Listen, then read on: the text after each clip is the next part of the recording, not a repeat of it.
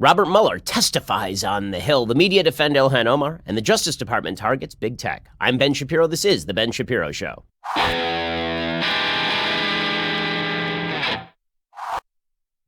Oh man, it was the biggest news of the day, of the year, of the century. Robert Mueller was going to appear before the House Judiciary and Oversight Committees. And my goodness, we were going to find out at long last what President Trump had done.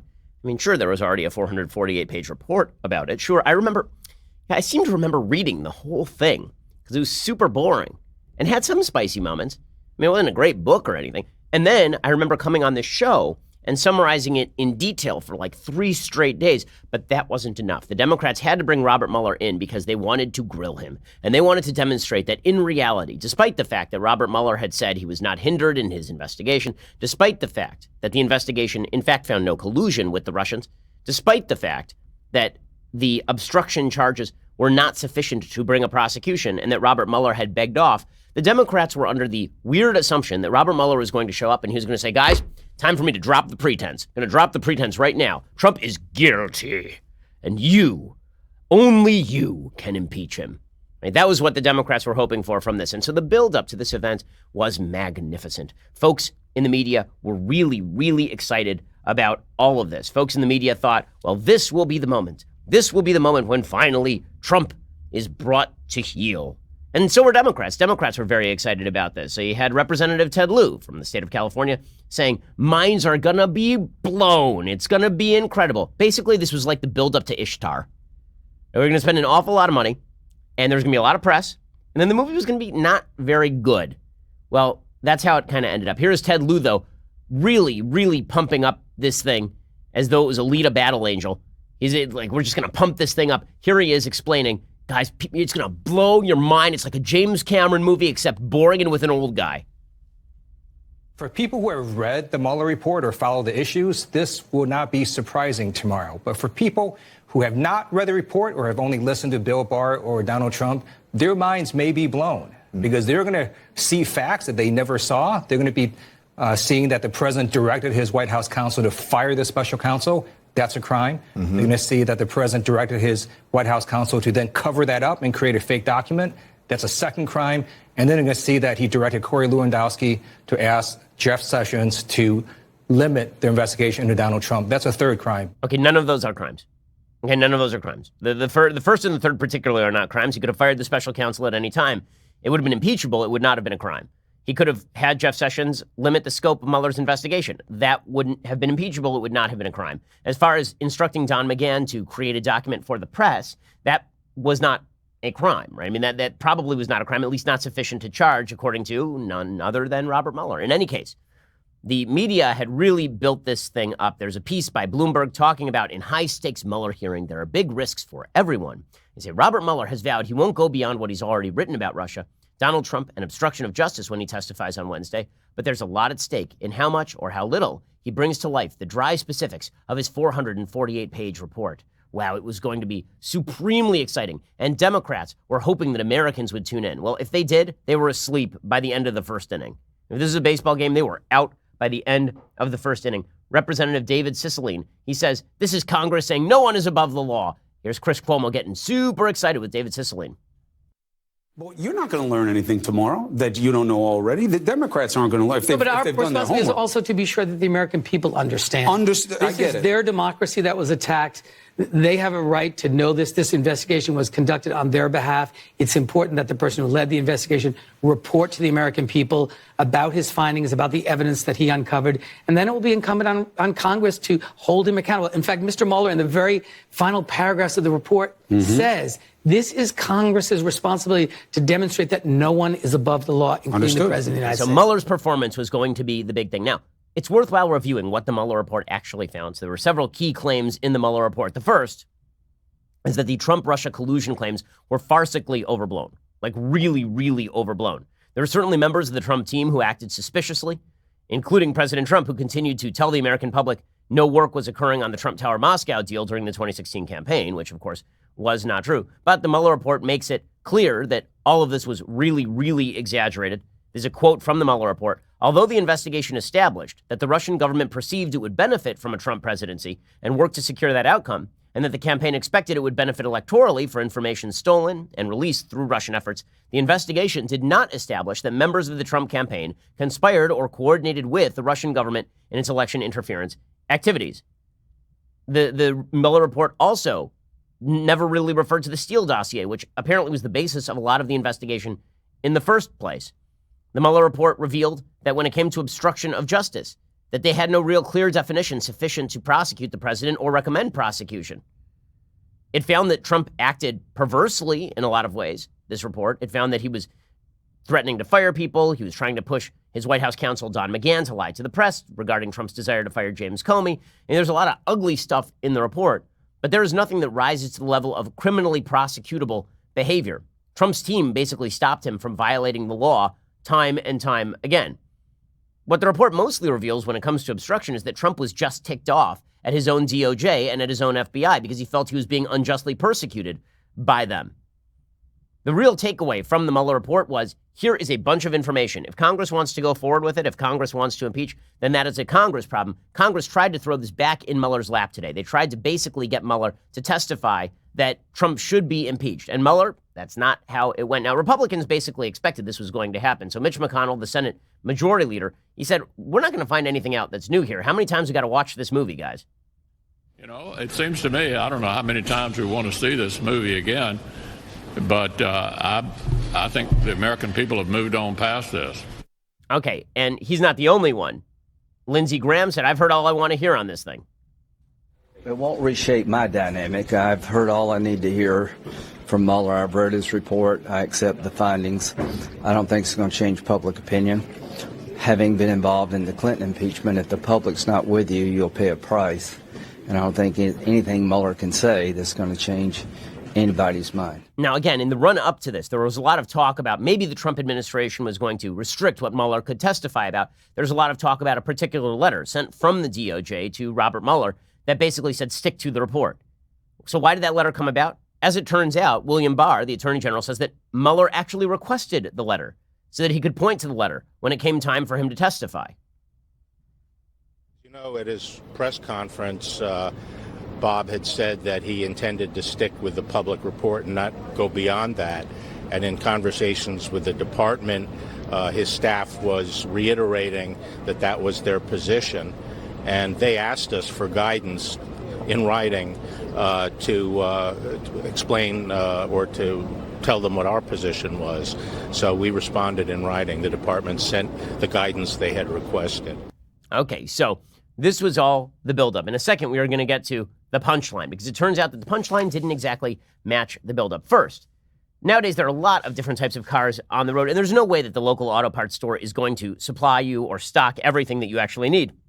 There's no reason why you should wait in line to find the right part that's probably overpriced or get the wrong part that is overpriced anyway. You can do it all with the convenience of Rock Auto. The internet was made for this sort of stuff, guys. RockAuto.com. It's a family business serving auto parts customers online for 20 years. Go to RockAuto.com, shop for auto and body parts from hundreds of manufacturers. The RockAuto.com catalog, it's unique. It's really easy to navigate. I've checked it out myself. Quickly see all the parts available for your vehicle. Choose the brands, specifications, and prices that you prefer. Best of all, prices at RockAuto.com are always reliably low. They are the same for professionals and do-it-yourselfers. There's no reason to spend up to twice as much for the same parts. Instead, use the interwebs. They're great. RockAuto.com. Amazing selection, reliably low prices, all the parts your car will ever need. Go to RockAuto.com right now. See all the parts available for your car or truck. Write Shapiro in their How Did You Hear About Us box so they know that we sent you. That helps us. That also helps them. Go check them out at RockAuto.com right now. Again, write Shapiro in their How Did You Hear About Us box.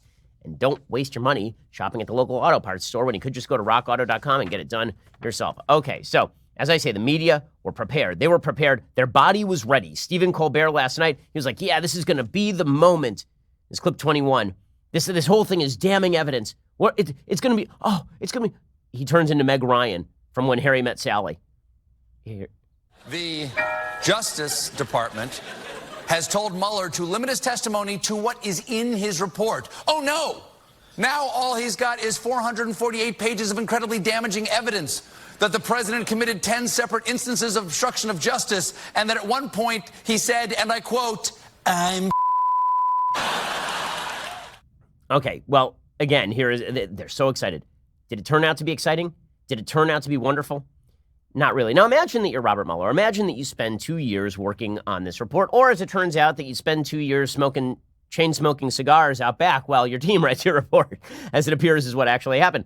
Imagine that that is your life. And then you walk off America's stage into the sunset, having done your work. And then they call you back in and they're like, tell us what you said. And you're like, God, don't you people know how to read? That's pretty much how this went, except that Robert Mueller was not the steadfast, thorough, stolid public servant that people thought he was. He looked pretty precarious out there. And this was the critique from both right and left. And David Axelrod was saying he looked old, he looked a little bit dithering, he looked like he didn't really know what was going on, which did raise the question as to how much of this report he actually wrote. This was a serious question because there was a claim by President Trump that it was actually Mueller's team that did most of the writing. Mueller's deputy, a guy named Andrew Weisberg, was a Hillary Clinton acolyte. I mean, he was at Hillary Clinton's election headquarters the night that the election actually happened. He was a big Hillary Clinton fan. He apparently was the lawyer for one of Hillary Clinton's aides who helped smash her BlackBerries with a hammer. And that guy was involved in the writing. And so there's claims today that given how dicey Mueller was on the stand here, how dicey he was in his testimony, that maybe he wasn't actually in control of this report in the first place. That would explain why you got that bizarre letter from Mueller's team to William Barr suggesting that he did not fully elucidate the findings of the report or there had been some sort of cover-up.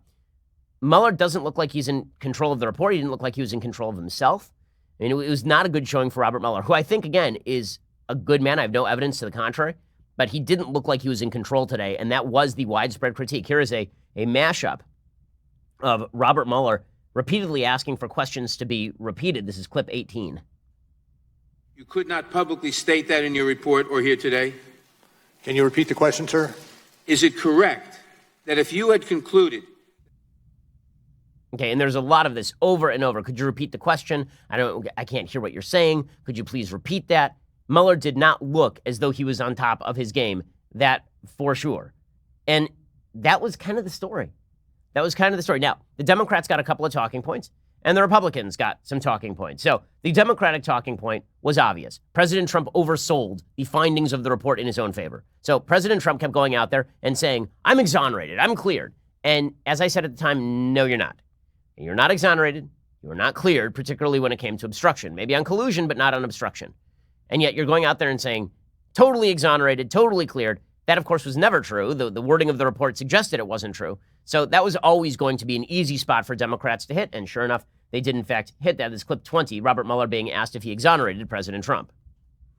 The president has repeatedly claimed that your report found there was no obstruction and that it completely and totally exonerated him. But that is not what your report said, is it? Correct. It is not what the report said. So the report did not conclude that he did not commit obstruction of justice. Is that correct? That is correct. And what about total exoneration? Did you actually totally exonerate the president? No. Now, in fact, your report expressly states that it does not exonerate the president. It does. Okay, so that was the talking point for the Democrats coming out of this hearing. But there's one problem, which is that it wasn't Mueller's job to exonerate the president. He's a prosecutor. It was his job to determine whether there was a prosecutable offense. And this became obvious in clip 16 when Representative Ratcliffe, he says to Mueller, you say you didn't exonerate the president. Who said it's your job to exonerate the president? Can you think of another instance in which a prosecutor's job is to exonerate anybody? Can you give me an example other than Donald Trump where the Justice Department determined that an investigated person was not exonerated because their innocence was not conclusively determined? I cannot, but this is a unique situation. Okay, well, you can't. Time is short. I've got 5 minutes. Let's just leave it at you can't find it because I'll tell you why. It doesn't exist. It was not the special counsel's job to conclusively determine Donald Trump's innocence or to exonerate him because the bedrock principle of our justice system is a presumption of innocence. It exists for everyone. Everyone is entitled to it, including sitting presidents. Okay, that, of course, is exactly right. That's exactly right. And so that's the takeaway from the Republicans. So the takeaway from Democrats is he wasn't exonerated, maybe out there, lurking somewhere, like the X-Files is the actual damning material. And then John Ratcliffe from Texas there, he says, dude, that's not your job. You don't exonerate people. You're not in the exoneration people business. That's for defense counsel during a prosecution. Your job is to determine whether there is evidence sufficient to prosecute. And Mueller basically admits, yeah, I guess that's kind of right. I guess that's kind of right. Well, in 1 second, we're going to get to the rest of Mueller's lackluster performance at best. I mean, it really was lackluster. He opened his performance by suggesting, for example, that he could not speak about the beginnings of the investigation. He suggested that he couldn't speak about the Steele dossier. So there were key topics that were left off the table, which immediately makes this much less interesting. He suggested in the middle of this hearing he didn't know what Fusion GPS was, which, again, was the company that was hired by Hillary Clinton's law firm to create the Steele dossier. It was really a bad performance for Robert Mueller and not a good performance in favor of Democrats. We'll get to that in a second. First, let's talk for a second about how you preserve your memories. Okay, one of the things that I think is most important in life is making sure that your memories are preserved, because over time they fade. You don't remember what your kids necessarily looked like a couple of years ago because you're with them every day. You don't remember what your parents looked like 20 years ago, and your parents are looking to preserve their memories right now. I think one of the most important things that you can do is preserve those memories, and that's why I love working with Legacy Box. Legacy Box allows you to save your family films and photos from degrading or being lost forever. You know, you go out in your garage, and there's just boxes and boxes of old photos and films, and they're being covered in dust, and bugs are eating away at them, and they're degrading over time. They're getting less easy to see. The quality of them is falling apart. Well, this is why you need Legacy Box. It gives you peace of mind and a great sense of accomplishment and ensures that your family history is preserved forever. Here's how it works. You send your Legacy Box filled with old home movies and pictures, and then they do the rest. They professionally digitize your moments onto a thumb drive, digital download, or DVD. You can receive all your original recorded moments back, along with perfectly preserved digital copies. Legacy Box is the world's largest, most trusted digitizer of home movies and photos. They've got over a decade of experience. All the work is done by hand right here in the United States, and there has never been a better time to digitally preserve your memories. Visit legacybox.com right now. Get started. Plus, for a limited time, you get an exclusive discount because you're my listener. Go to legacybox.com/Ben to get 40% off your first order. Again, that's legacybox.com/Ben. Save 40% today. Get started preserving your past. It's not just a great gift, it's an important gift. Go to legacybox.com/Ben. I've used it myself for my parents. It's great. Legacybox.com/Ben. Get 40% off your first order. Okay, so to more of Mueller's testimony. So Mueller is asked about whether he found evidence sufficient for culpability. And the answer is no. Representative Collins asks him about this. Again, this does not cut against the president. Is it true the evidence gathered during your investigation did not establish that the president was involved in the underlying crime related to Russian election interference as stated in Volume 1, page 7? We found insufficient evidence of the president's culpability. So that would be a yes. Pardon? That would be a yes. Yes. Thank you. Okay, so that, not good for Democrats, right? Insufficient culpability on the underlying crime of collusion. And then he is asked, okay, so you say that you didn't find conspiracy, and then you say that you're unclear on collusion, but in your own report, it says that collusion and conspiracy are basically the same thing. Doug Collins' questioning from Georgia is very good right here. And Mueller just stumbles over himself. Mueller does not know his own report. I mean, that is very obvious from this testimony. He keeps having to refer back to his report. The members of Congress know his report better than he does, and that's because his team probably wrote the report. Okay, what is clear now is that Mueller was not doing the vast majority of the work in compiling the report. It was his team, which makes sense. I mean, he had a big team of lawyers. He oversees that team of lawyers. He probably reads the final report and then gives his sign-off on it. But in no way is Mueller the expert on his own report, and that is obvious because he keeps getting caught off guard when people ask him specific questions about his own report. And again, he started off this thing by saying that he was not going to comment on some of the most confusing aspects of the report, such as, for example, why Fusion GPS is basically not mentioned. I mean, that was an intelligence gathering group hired by Hillary Clinton's law firm in order to go get the Steele dossier, which was used as the basis for much of the investigation. How was that not within the FBI's purview? How about the beginning of the investigation? He says, well, that was before my time and not within my purview. Well, the entire investigation was about Russian interference in the 2016 election. So wouldn't you want to know how the investigation was initiated, considering that the Republicans have been accusing the investigation of being initiated off the basis of Russian interference in collusion basically with Hillary Clinton's campaign? So he took a bunch of key issues off the table from the very beginning. Here is Doug Collins forcing Mueller to stumble on collusion and conspiracy and pointing out that when you say that you're unclear on collusion but there's no conspiracy, you're really saying no collusion. Although your report states collusion is not so specific offense, and you said that this morning, or a term of art in federal criminal law, conspiracy is. In the colloquial context, are collusion and conspiracy essentially synonymous terms? You're going to have to repeat that for me. Collusion is not a specific offense, or a term of art in the federal criminal law. Conspiracy is. Yes. In the colloquial context, known public context, collusion and conspiracy are essentially synonymous terms, correct? No.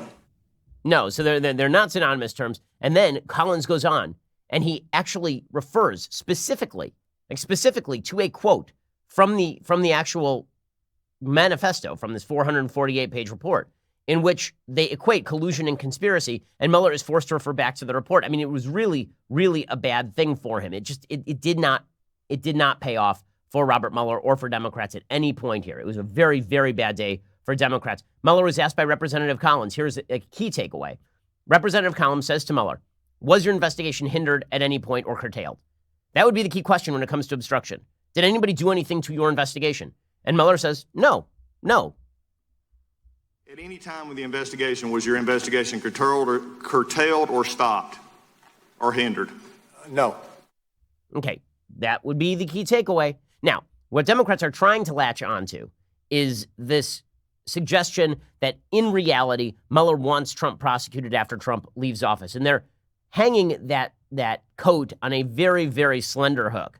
Okay, and that is an exchange in which Robert Mueller is asked specifically if President Trump could be prosecuted after he leaves office. And this is the new clip. Okay, and here is Mueller's answer, and I'll explain why Democrats are wrongly jumping on this answer. Could you charge the president with a crime after he left office? Yes. You believe that you could charge the president of the United States with obstruction of justice after he left office? Yes.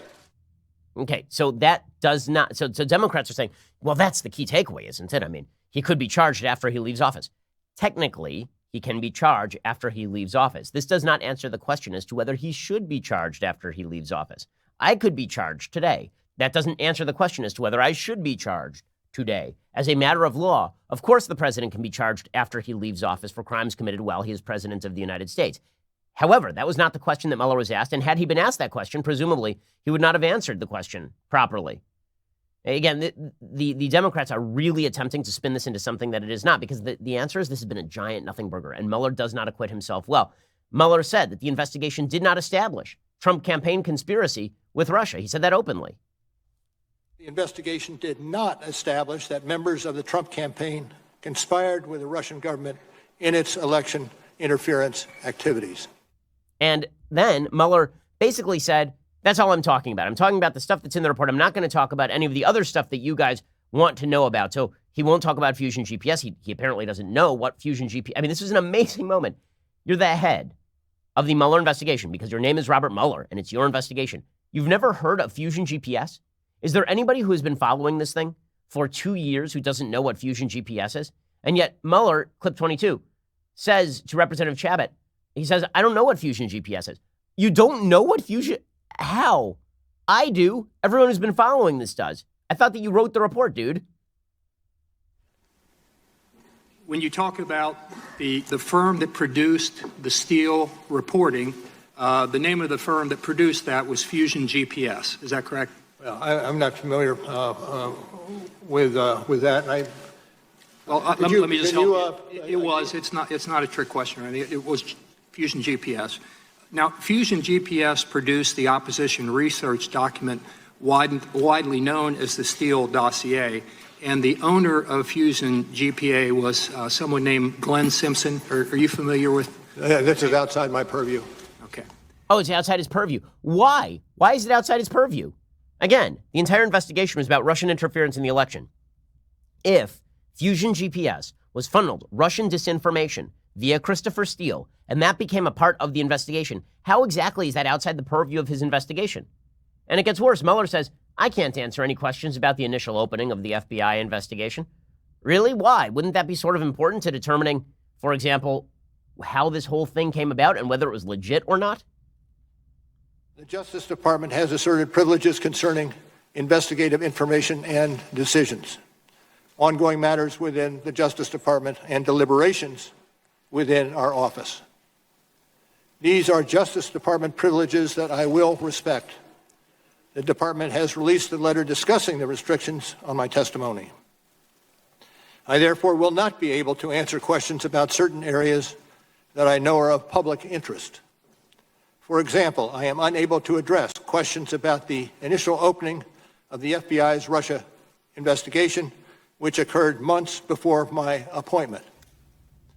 Okay, so in the end, train wreck. Train wreck. And Matt Gaetz followed up on all of this. He said, can you state with confidence the Steele dossier was not part of Russia's disinformation campaign? And Mueller says, with regard to Steele, that's beyond my purview. And Matt Gaetz says, it's exactly your purview. The organizing principle was to fully investigate Russia's interference. Well, yes. What a mess. What an absolute mess. And it's not just conservatives who are saying so. So Chris Wallace is one of the more objective reporters on Fox News. And he says correctly, he says this thing was a disaster for Democrats. It was a disaster for Mueller. He looked terrible. It was awful. Frankly, I think you've both been very kind. I think this has been a disaster for the Democrats, and I think it's been a disaster for the reputation of Robert Mueller. He has seemed very uncertain with his brief. He doesn't seem to know what things that are in the report. He's been attacked a number of times, and you would think that almost anybody else would have defended his own integrity and the integrity of the investigation. Okay, but that's not what happened. So in the end, does any of this matter? No, it doesn't. So Democrats who have been trying desperately to continue to push the Russia stuff, desperately trying to push the obstruction stuff, it's just going to fall apart on them. It's absolutely going to fall apart on them, and it should fall apart on them. It was a mistake for them to call Mueller. Mueller was never going to give them what they wanted.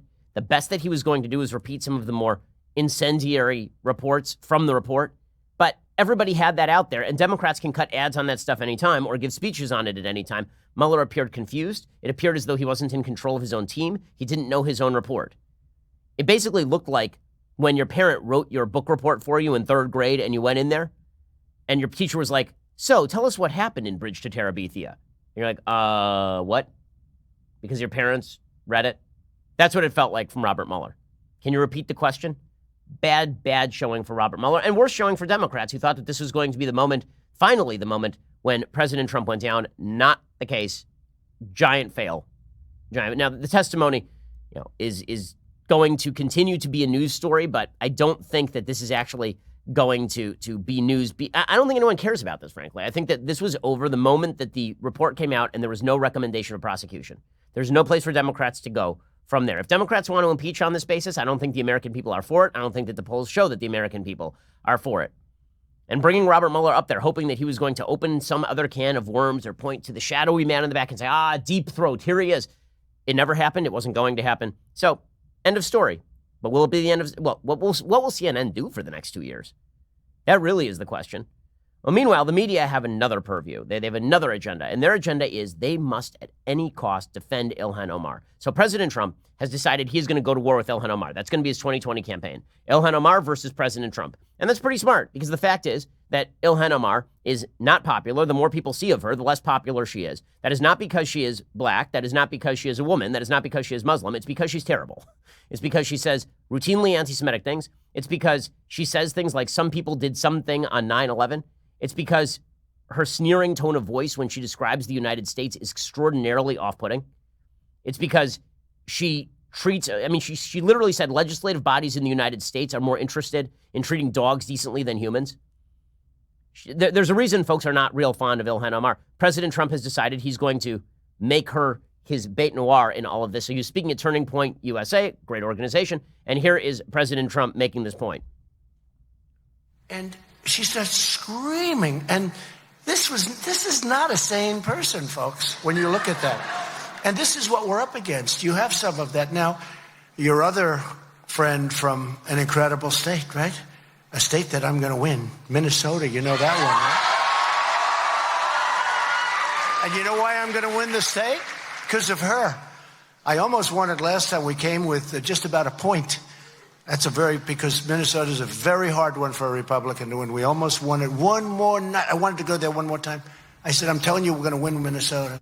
Okay, so Trump is really leaning heavily into the Ilhan Omar of all of this. And again, that makes sense. When I say that she's an anti-Semite, it's because she's an anti-Semite. She accused Israel of, quote unquote, hypnotizing the world, which is not an accusation of Israeli policy being bad. It's an accusation that the Jewish state is hypnotizing the world. She suggested that American support for Israel is, quote unquote, all about the Benjamins. She accused everybody who supports Israel of having dual loyalty to the state of Israel, and she has backed the anti-Semitic BDS movement.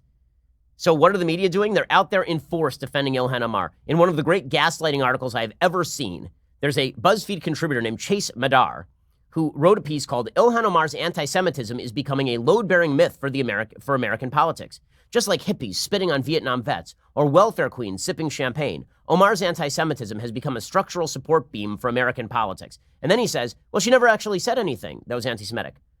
Really? So then why did she apologize under pressure from Nancy Pelosi and other top members of the House caucus just a couple of months ago for her anti-Semitic remarks? And then like 2 weeks later, she went right back to the anti-Semitism. Why was her first move, since national prominence hit her again, why was her first move to sponsor a resolution comparing Israel to the Nazis from 1933 to 1941?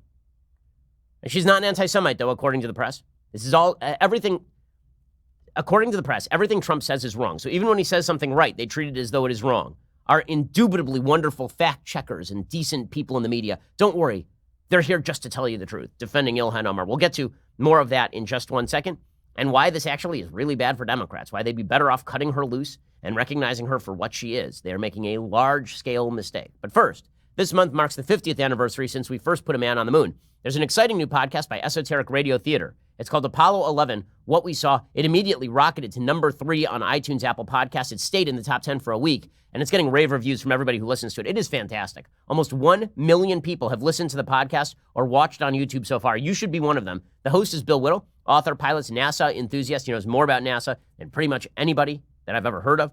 He tells you the story of the journey of getting to the moon and what happened when we got there and how things almost went horribly wrong. All 4 episodes are available right now. Head on over to Apple Podcasts or wherever you listen to podcasts and subscribe today to Apollo 11, What We Saw. You can also watch, we produced this beautiful video episodes. They include tons of amazing space, historical footage over there at Esoteric Radio Theater YouTube channel. It really is worth the watch. Go check it out right now. Also, make sure that you tune in today at 7 p.m. Eastern, 4 p.m. Pacific for our latest episode of The Conversation. Host Andrew Klavan, not me, thank God, will be answering your questions live on air, so make them good. The episode is free to watch on Facebook and YouTube. Only subscribers can ask the questions. So head on over, subscribe to Daily Wire, get your questions answered by Klavan today at 7 p.m. Eastern, 4 p.m. Pacific, and go join The Conversation. It'll be well worth your time. Also, while you're at it, why don't you just subscribe to dailywire.com in general, because it'll make your life 1,000 times better. You can get the annual subscription for $99 a year. Ooh, magical. And that comes along with this, the very greatest in beverage vessels, the leftist tears, hot or cold tumbler. Cast your eyes upon it and despair that you have it not, but you could if you just joined our team. By the way, the real reason you should join the team, beyond all the great benefits, beyond being part of the mailbag and being able to have early access to VIP tickets at our events, and beyond the 2 additional hours of this show you get every single day, beyond all of that, one of the magical things is that you help defend us from the nastiness of the left that seeks to deplatform everyone they disagree with. When you join up, that's what helps us bring you the show. So please become part of the team. Subscribe over at dailywire.com. We're the largest, fastest growing conservative podcast in the nation.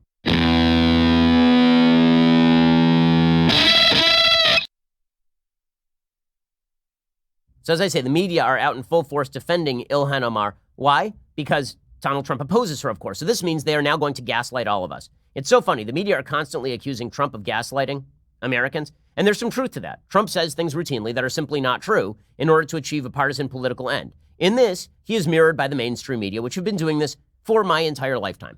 They've been doing this for my entire lifetime, and they have not stopped one iota. They've accelerated that problem since President Trump became president. So BuzzFeed has an entire article today about how Ilhan Omar's anti-Semitism is a myth.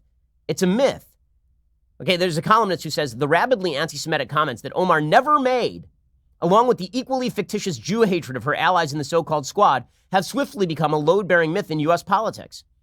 Really? It's a myth. Okay, so Rashida Tlaib associating with a bevy of anti-Semites, inviting an open anti-Semite to give her a painting at her inauguration.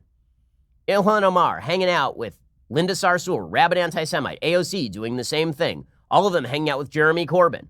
The first resolution that Ilhan Omar sponsors being a resolution that compares Israel to the Nazi party.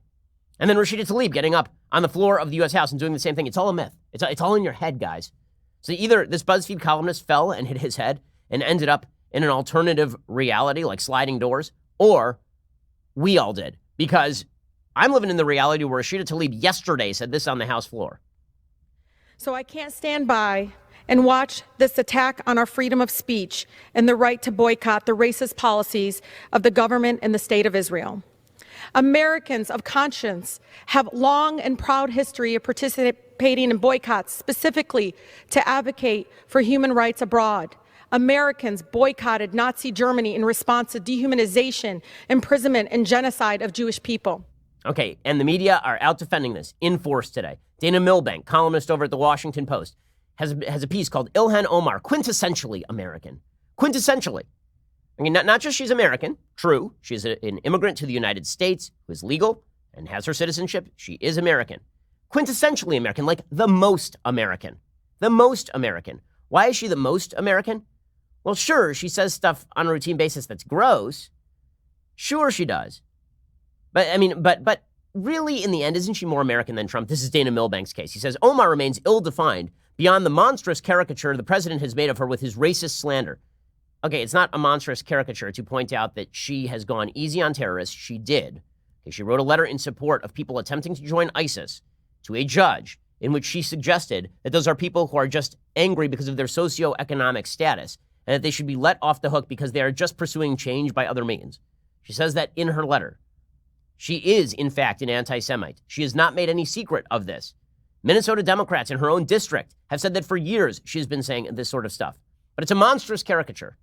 She's one of 4 non-white congresswomen, the squad, who Trump proposes should go back to the countries from which they came, even though 3 were born in the United States. By the way, little side note, both Rashida Tlaib and Ilhan Omar have told people to go back where they came from in the past few years on Twitter. I'm just going to point that out. That does not justify what the president says. But let's just say that these women have not been shy in their own rhetoric about people they did. Rashida Tlaib in 2015 told Trump that he should be deported. Okay, so before everybody starts going off on no one who is rational would say this sort of thing, I agree. It is not a rational thing to say, Rashida Tlaib and President Trump.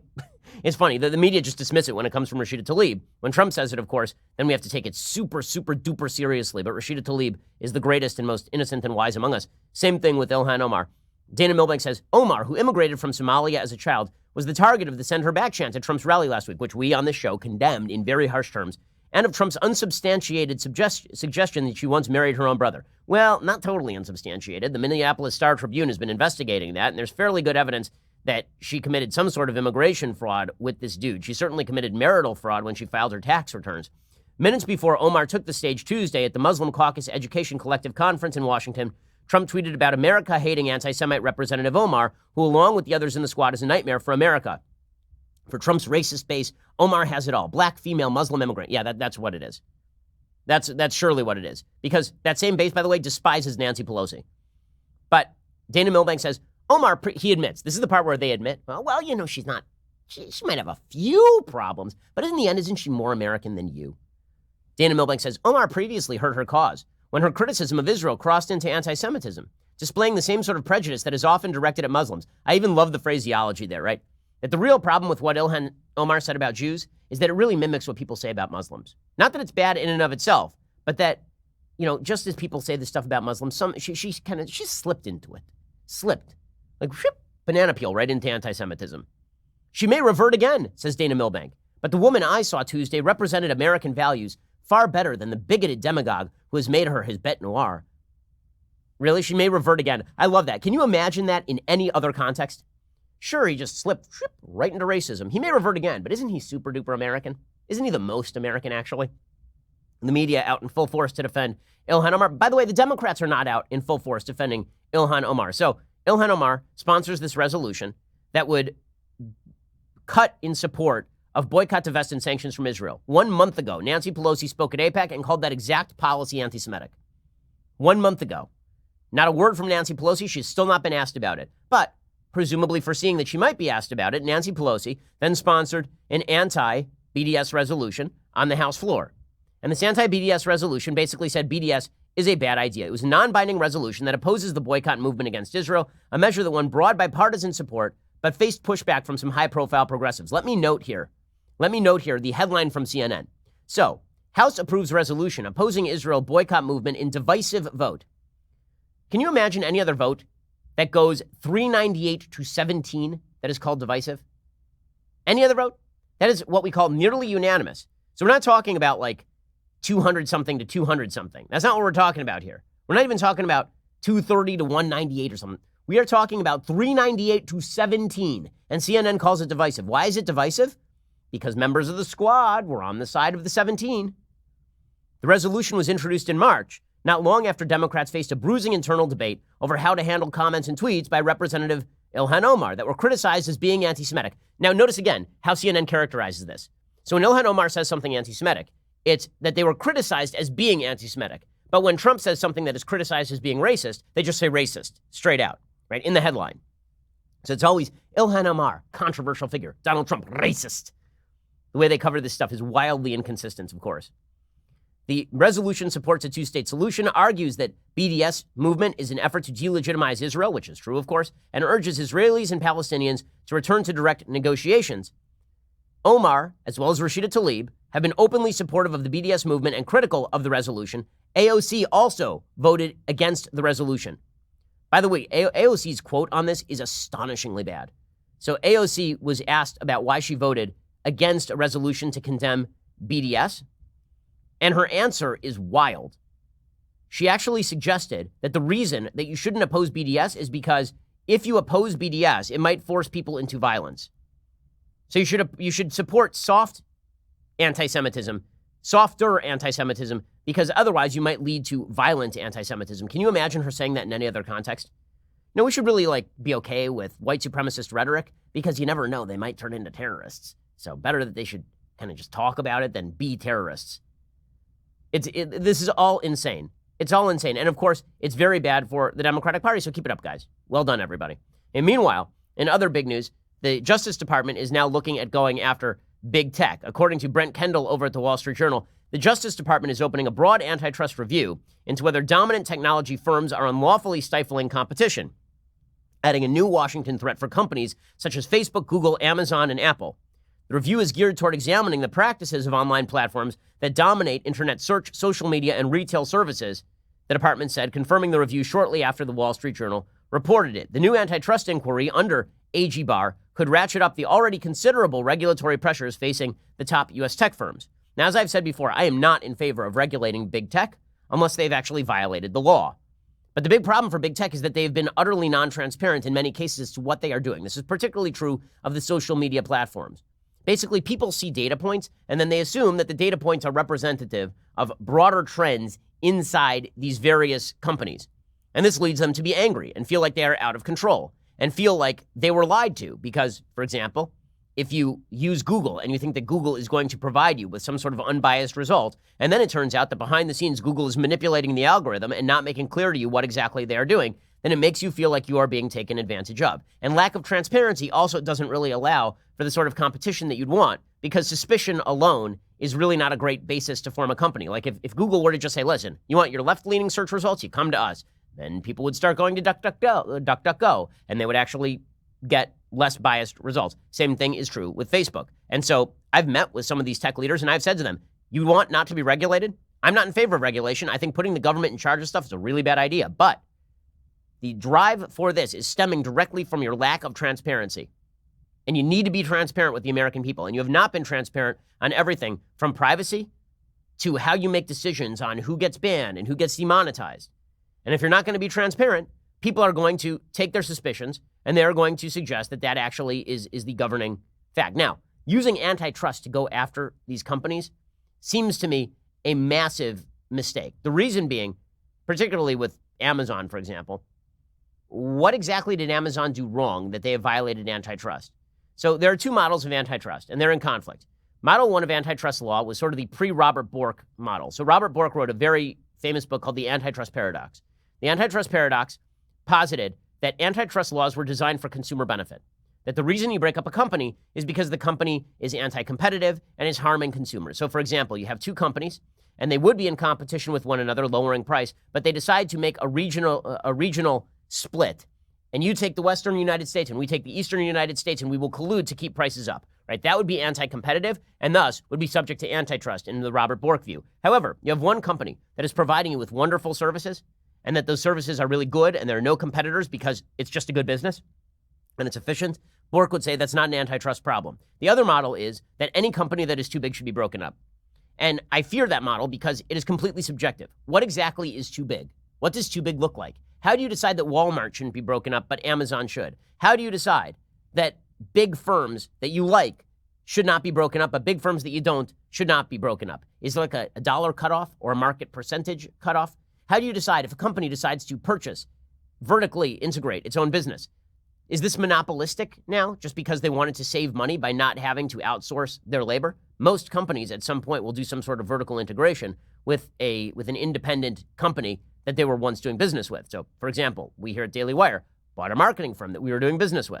Why? Because it was cheaper for us to buy the marketing firm than it was for us to simply outsource to the marketing firm. That doesn't violate antitrust. That is us growing our business in the most efficient way. And a lot of places do this sort of stuff. The problem with the model that is being used to go after a lot of these tech companies is it's extraordinarily vague. You have to find the wrongdoing before you start accusing antitrust. So to take an example of the vagueness, Andrew Ross Sorkin over on CNBC is interviewing Steve Mnuchin, the Treasury Secretary, and Mnuchin is talking about Amazon, and here's what he has to say. Department of Justice said yesterday that they're going to look into some of the big tech companies that were at the White House yesterday, in fact, and consider the antitrust issues that are involved. Do you believe that they're hurting competition? I think, as you know, if you look at Amazon, although there's certain benefits to it, they've destroyed the retail industry across the United States. So there's no question they've limited competition. There's areas where they've really hurt small businesses. So I don't think this is a one-size-fits-all. And I don't have an opinion going in other than I think it's absolutely right that the Attorney General is looking into these issues. You think I'm a little bit off base when I say that the government shouldn't be in charge of these issues? That is the vaguest, stupidest standard I've ever heard.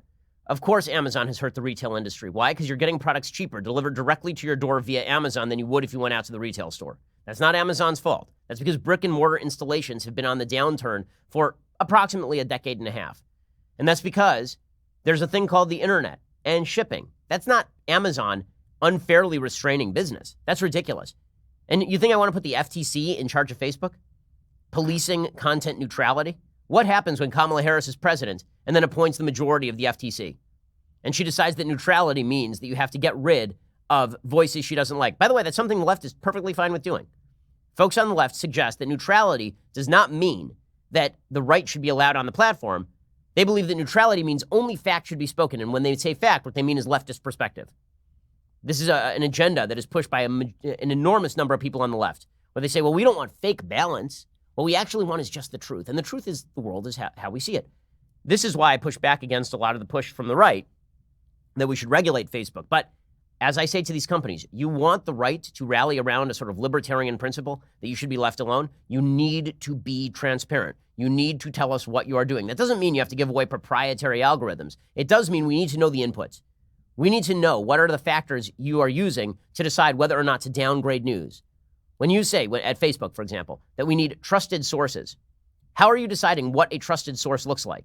Is that decided by the same people who like CNN and the New York Times? Because then you're taking the endemic mistrust of the media and you're filtering it up to Facebook. We didn't trust CNN or the New York Times. Now you're calling them trusted sources and benefiting them. What do you think we are going to think of you?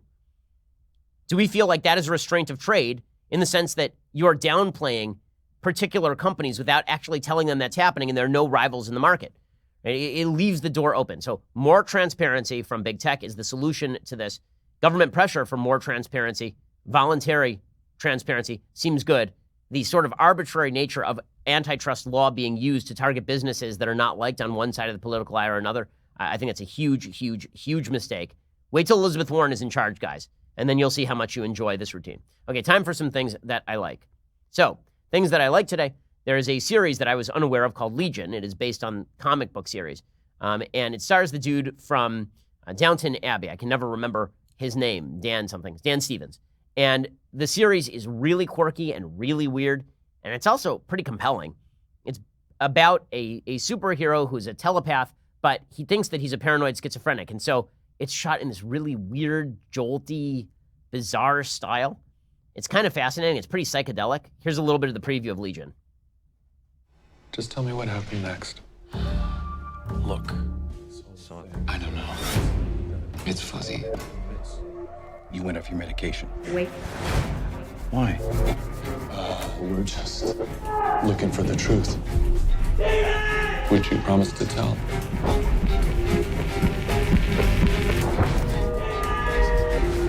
I told you they took her. Sydney Barrett, the girl who disappeared.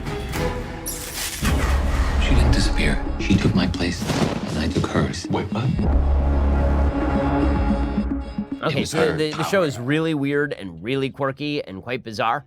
So you can check it out. It's kind of fun. Okay, other things that I like today. So today is the day. Today is the day in which all secrets are revealed. We learned earlier today that Robert Mueller basically had nothing. He suggested at one point during his testimony that he did not indict Trump because of the OLC opinion that you can't indict a sitting president. But then he also suggested that principles of fairness were involved. In other words, there are no real big talking points for the Democrats coming out of that hearing. Mueller had nothing, right? Mueller did not have the goods on President Trump, and Democrats were hoping that he would spill the goods on President Trump. That all fell apart for them. So there was a day of that secret revealed. It is also a day in which the story of State Representative Erica Thomas completely comes apart. So you'll recall State Representative Erica Thomas of Georgia, just a few days ago, she claimed over the weekend that she was at a Publix grocery store and she was in the checkout line. And she was in the express checkout line with 15 to 20 items. And a man said to her, "Ma'am, you are in the express checkout line and you have too many items." And she apparently, according to the dude, started screaming at him, at which point he called her lazy. And then she claims that he told her to go back where she came from, right? Deliberately evoking the words of President Trump with regard to the squad and deliberately evoking the chants of the crowd with regard to Ilhan Omar. Right? That was the pitch. The pitch for the story was that Trumpian racism and xenophobia is broadly crossing the country, and here is an example of it hitting somebody in their everyday life. She's just an innocent woman at the grocery store, and this evil white Republican comes up and starts quoting Trump at her while wearing a MAGA hat and carrying a Subway sandwich or something. Okay, and then it turns out not so much. So the guy who she confronted, who confronted her, was apparently a Cuban Democrat. Not only that, he fully denied that she ever said that. And then she came out and said, yeah, he might not have said go back where you came from. I might have just sort of made that up. Well, now there's witness testimony as to what exactly happened in this case. This is according to the Atlanta Journal-Constitution. Quote, a witness to a heated grocery store encounter between State Rep Erica Thomas and a man she accused of uttering racist comments told authorities she didn't hear him make those remarks, according to a Cobb County police report. A Publix employee told a Cobb County officer that she witnessed part of the conversation and heard Thomas continually tell Eric Sparks to, quote, go back where you came from, but did not hear Sparks utter those words to Thomas. So in other words, it sounds like she completely made this up. And not only did she make it up, she's the one who said this to the guy. Right? So she claimed this white man came and said, go back where you came from. And then she's weeping in the video. She's crying because how could this sort of racism and bigotry exist in America? And then a witness was like, actually, lady, you said that to him. So you got this right, but like not at all. The photo negative.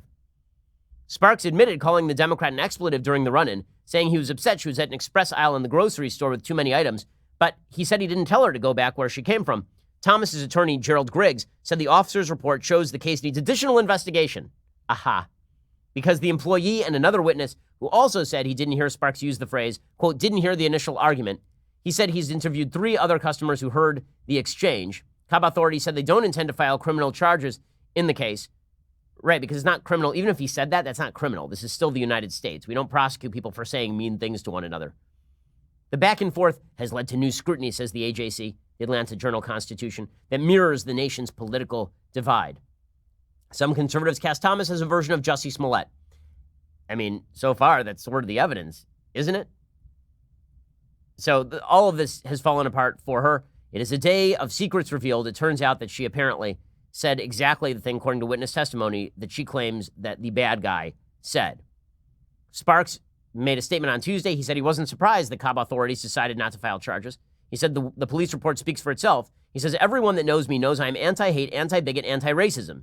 Sadly, too much of media isn't fact-checking items, or they're just taking the word of a politician when they do a live Facebook or a Twitter post. Correct. Okay, so that is a story of the day when it comes to secrets being revealed. Other secrets being revealed. According to Amanda Prestigiacomo over at dailywire.com, Senator Bernie Sanders' 2020 presidential campaign has been hit with an unfair labor practice complaint, according to the National Labor Relations Board. It turns out that he is a vicious, brutal capitalist Turns out that Bernie Sanders, as I've said before, Marx in the streets, Hayek in the sheets, baby. That guy is ready to crack down on his labor force when he needs more work from them for the same pay. The complaint was filed on July 19th by an individual in Indiana who claims that the Sanders campaign took part in illegal employee interrogation and retaliation against staffers. According to Bloomberg Law, a copy of the charge has not yet been made public, but the agency's July 22nd docket lists 5 potential violations of the National Labor Relations Act. Here are the 5 allegations. 1. Concerted activities, retaliation, discharge, discipline, repudiation, mediation of contract, and interrogation, including polling. The complaint is just more embarrassing news for the self-identified Democratic Socialist. Over the weekend, of course, Bernie Sanders had to cut staffers' hours to accommodate his routinely advocated $15 minimum wage. He also scolded some on his campaign for going to the press to discuss the internal negotiations. Pretty awesome stuff. So the National Labor Relations Board is going to now be investigating Bernie Sanders because all justice shall be done. So good times, good times. I'm pleased to see that Bernie Sanders is learning that his own employees may not, in fact, be the best employees, and that Bernie Sanders has been relegated to now treating them in vicious, capitalist, terrible, terrible ways. I will say, it would not surprise me at all if it turns out that one of these staffers is just basically a member of another campaign in disguise, and this is an attempt to take down Sanders. I think that's a possibility. Okay, time for a quick thing that I hate. Now, at the same time that Democrats, like Bernie Sanders, are being hit with National Labor Relations Board charges, at the same time that Democrats are being hit with that, Bill de Blasio is pitching a new Bill of Rights for employees that would outlaw firing them. Here's Bill de Blasio with his crazy plans as he strangles a groundhog under the table. Giant weird Bill de Blasio, unpopular in his own town, now campaigning for president on the basis of being a weirdo. Here he is. My proposal is really clear, and I call it a Bill of Rights on purpose, because it's not just enough to give lip service to working people. We need to enshrine these rights. So, for example, right now in America, folks can get fired for no cause whatsoever. This legislation I'm proposing, what I would enact as president, is that there has to be just cause for any termination. There has to be due process. Right now in America, there's no guarantee of time off, no matter how much you work. Every other industrialized country in the world guarantees paid vacation days, but this one, my proposal is minimum 2 weeks paid vacation for every American worker. We're going to put that into law in New York this year. Okay, so you are going to have a right to a voice on the job. So apparently you can completely humiliate your employer and say whatever you want in the workplace, which is going to work until somebody says something conservative, at which point they're fired. There will be a right to paid time off, which, again, is a right against an employer that you bargained with to take the job. What if you don't want to take the paid time off? Or what if the employer can't hire as many people, specifically because now he has to pay you to take vacation? But most of all, the idea that an employer is supposed to tell the government why they're firing an employee. You want to gum up the labor market? You want to make it so that people are less likely to hire people they find risky? This is the way to do it. Really, the predictable result of this is that people are less likely to hire the marginal employee. So you're only going to hire the employee that you think is guaranteed to do the job. So the people who are going to be hurt the hardest by this, hurt the most, are people who have a bad record of employment, people who probably, I would guess, just based on statistics, are minorities. Because if you hire somebody who's a minority and then they claim that you're firing them because of racism, and you say, well, no, I'm just firing you because you're a bad employee, it's a lot harder to do that than presumably if you hire a white employee and you fire him because he's doing a bad job. It's hard for him to claim racism. There are predictable effects to all of this, but Democrats don't care about predictable effects. All they care about is the virtue signaling of claiming that employers are evil and employees are wonderful, all of which is sometimes true and is mostly not true. Mostly it turns out that employers and employees are fairly good people overall, and that when people get fired, very often it's because they're not doing the job or because there's a conflict. Trying to police this stuff on the government level is pretty tyrannical, but I guess Bill de Blasio is used to that. Okay, we'll be back here later for 2 additional hours of content. More on the ongoing Mueller saga. We'll be back then. See you then. I'm Ben Shapiro. This is The Ben Shapiro Show.